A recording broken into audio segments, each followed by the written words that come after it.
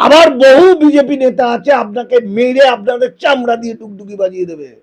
তো ফলে তো রেড রোডকে কেন্দ্র করে যে জিনিসটা হচ্ছে সেটা হয়তো ঠিক আছে, প্রতিবাদ করতে হবে। এর চেয়ে অনেক বেশি প্রতিবাদ ওই পুষ্পা না জাহাঙ্গীর কি বলে একটা ছেলে, অভিষেকের লোক, তার জন্য তাকে অ্যারেস্ট করার পর যে মায়েদের যে প্রতিবাদ হতে পারে, তাদেরকে শুভেন্দু অধিকারীর ক্ষমতা আছে, গ্রেপ্তার করব, তুলে নিয়ে যাব, অমুক কেস দেবো, তমুক কেস দেবো, হতে পারে, কিন্তু তাদের যে প্রতিবাদ, ওই প্রতিবাদ থেকে শিক্ষা নেওয়া দরকার। তাহলে আজকে রেড রোডকে কেন্দ্র করে যদি অত লাপালাপি ঝাপাঝাপি প্রতিবাদ হয়, ওই দিলীপ ঘোষের বাড়ি ঘেরাও করে ভাঙচুর করা ইত্যাদি হয়েছে, এগুলো ভালো, আমি খারাপ বলছি না, কিন্তু তার চেয়েও বেশি ভালো হতো যদি লক্ষ লক্ষ মুসলমান, কোটি কোটি মুসলমান বেরিয়ে পড়ে এই ইউসিসির বিরুদ্ধে, নামাজ আযান যাকাত রোজা যে বন্ধ করতে চাইছে, এই সবের বিরুদ্ধে লড়াই করে। তার জন্য লেখাপড়া দরকার। আসল সমস্যা হচ্ছে ইসলাম সংস্কৃতিকে ধ্বংস করে দেওয়া। মুসলমানদের কিছুদিন পর থেকেই ধর্মান্তরিত হতে হবে, হিন্দু হতে হবে। হিন্দু না হলে মেরে ফাটিয়ে দেবে, পাছার চামড়া তুলে দেবে, বাড়ি ঘর ভেঙে দেবে, যেটা চারিদিকে হচ্ছে। আবার বহু বিজেপি নেতা আছে আপনাকে মেরে আপনাদের চামড়া দিয়ে টুকটুকি বাজিয়ে দেবে। তো এই বেশ কয়েকদিন হলো, মানে এতদিন যেন মানুষ ঘুমিয়েছিল। 9 তারিখে পশ্চিমবঙ্গের সরকার, নতুন সরকার এলো, এবং তারপর ভাঙচুর, পেটাপিটি, অত্যাচার হতে হতে হতে হতে মানুষ ভয়ে আটকে ছিল। এই ভয় এবং আতঙ্কটা যেন মনে হচ্ছে হঠাৎ করে সেরে উঠল। মানুষ এখন সাহসী হয়ে উঠেছে, এবং এই যে রেড রোডে নামাজ পড়াকে কেন্দ্র করে যেন উত্তাল হয়ে উঠল গোটা বাংলা। শুধু তাই নয়, দিলীপ ঘোষ, বাস্তবে কিন্তু দিলীপ ঘোষ আজকে নয়, এই ধরনের কথা একাধিকবার বলেছে, এবং তার কথা বলার মধ্যে দিয়ে মনে হয় যেন একটা অশিক্ষিত গাম্বার মূর্খ। সিএ বিরোধী যারা, তাদেরকে শেষ করা হবে, 2 কোটি মুসলমানকে বাংলা থেকে তাড়ানো হবে, 2 কোটি অনুপ্রবেশকারী মুসলমান, এরকম একাধিক, আবার গরুর দুধে সোনা, এরকম একাধিক সুপারহিট কথা বলে তিনি মানুষের দৃষ্টি আকর্ষণ করেছিলেন। লেখাপড়া লাইনে তো খেলবো না, মুসলমান নেতারা তো আসল কথাটা বলবে না, আসল কথা বললে তো বিজেপি দাদারা খুশি হবে না। কারণ এই যে ভোটটা হলো, দেখা গেল যারা এমএলএ হয়েছে এমন মুসলমানরা, সেও বিজেপি হয়ে গেল, এমপি আছে মুসলমানরা, সেও বিজেপি হয়ে গেল। তাহলে আসলে সহজ সরল বোকা মুসলমানদেরকে তাতিয়ে দেওয়া হচ্ছে, কিন্তু আসল কাজটা না বলে। আমি কখনোই বলছি না যে রেড রোডের ইস্যুটা ঠিক, কিন্তু আমাদের এটা বুঝতে হবে, রেড রোডের ইস্যুটা যতটাই খারাপ হোক, যে ভারতবর্ষ তো একা হিন্দুদের নয়, ভারতবর্ষ চিরকালীন হিন্দু, মুসলমান, খ্রিস্টান, বৌদ্ধ, জৈন সকলের।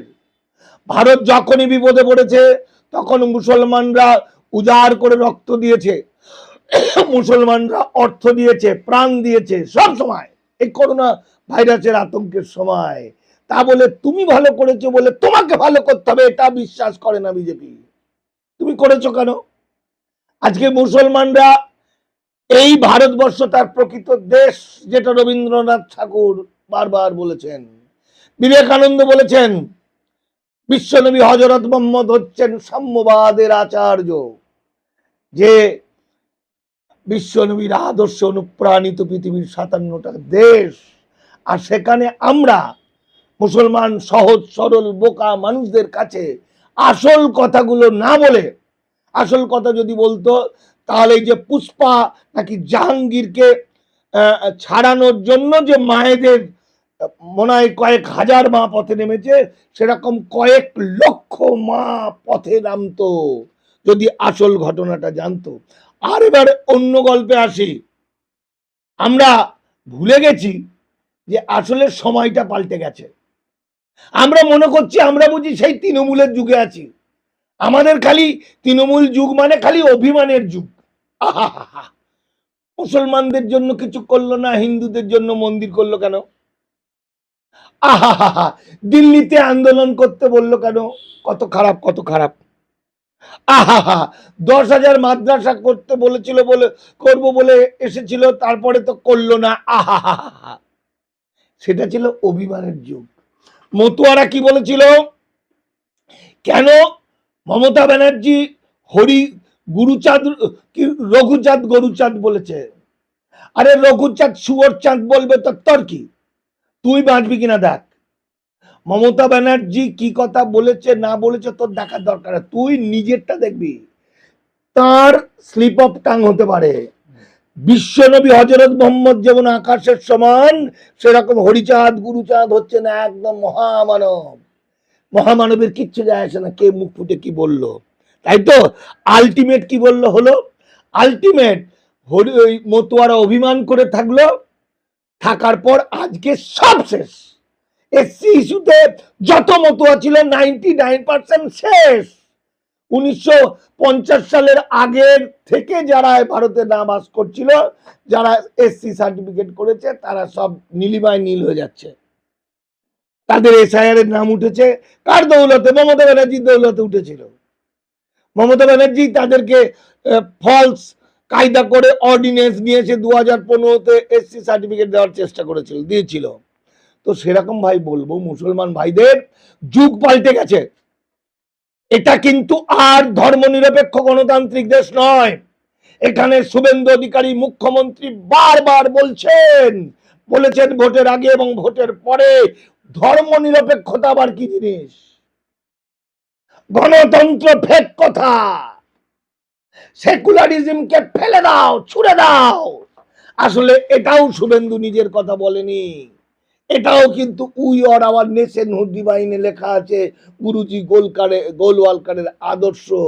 এটাই বিজেপি আরএসএস এর আদর্শ। তাহলে লড়াইটা সেরকম ভাবে হতে হবে, টক করে এবং আসল ইস্যু দিয়ে।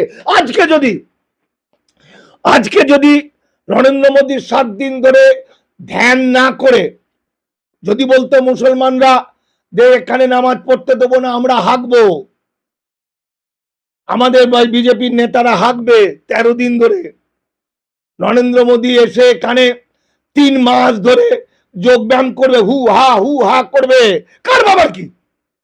নরেন্দ্র মোদী এসে এখানে 3 মাস ধরে যোগ ব্যায়াম করবে, হু হা করবে, কার বাবার কি? যখন আমার বাংলার লক্ষ লক্ষ মানুষকে, মুসলমান ভাই এবং এপারের এসসি এসটি ওবিসিকে যখন এই বিজেপি আরএসএস চিরকালের জন্য নাগরিক করে দিতে চাইলো ডিলিট করে, তখন কিন্তু মুসলমান ভাইরা ঘুমিয়ে কাঁদা। তো দিলীপ ঘোষ যে কথাটা বলেছে সেটা দিলীপ ঘোষের কথা নয়। দিলীপ ঘোষ যে কথাটা, আমরা আমাদের আলোচনার বিষয়টা দিলীপ ঘোষ কি বললো, পাকিস্তান বললো না বাংলাদেশে, আমরা এটাতেই উত্তেজিত হয়ে গেলাম। কিন্তু আসলে ভাবার চেষ্টা করিনি দিলীপ ঘোষ যেটা বলছে সেটা আরএসএস এর নীতিগত সিদ্ধান্ত।